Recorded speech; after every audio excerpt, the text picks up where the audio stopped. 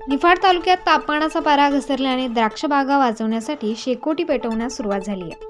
मागील 2-3 दिवसात निफाड तालुक्यात तापमानात मोठी घट झाल्याने द्राक्ष बागा वाचवण्यासाठी धावपळ सुरू झाल्याचे चित्र तालुक्यात दिसत आहे। नाशिक जिल्ह्यात नोव्हेंबर व डिसेंबर महिना सामान्य थंडी होती, परंतु जानेवारीत तापमानात चढ उतार बघावयास दिसत असून 3 दिवस घसरण होत आहे। त्यामुळे थंडीचे प्रमाण लक्षात घेता तयार झालेल्या द्राक्ष मण्यांना तडे जाण्याची शक्यता जास्त आहे। कडाक्याच्या थंडीत द्राक्ष बागा वाचवण्यासाठी पहाटेच्या वेळेस ठिबकद्वारे विहिरीचे पाणी देणे व शेकोटी पेटवून धूर करून ऊब देणे असे प्रकार शेतकऱ्यांना करावे लागत आहेत। द्राक्षाबरोबर कांदा पिकाच्या पातीवर करप्याचा प्रादुर्भाव होण्याची भीती निर्माण झाली आहे, त्यामुळे कांद्याची वाढ खुंटते। सध्या निफाड तालुक्यात दिवसा कडक ऊन व रात्री थंडीचे प्रमाण वाढत आहे। दव व धुक्यामुळे द्राक्ष मण्यांच्या फुगणीवर विपरीत परिणाम होणार आहे। प्रतिनिधी मोहसिन पठाण, स्टार न्यूज, नाशिक।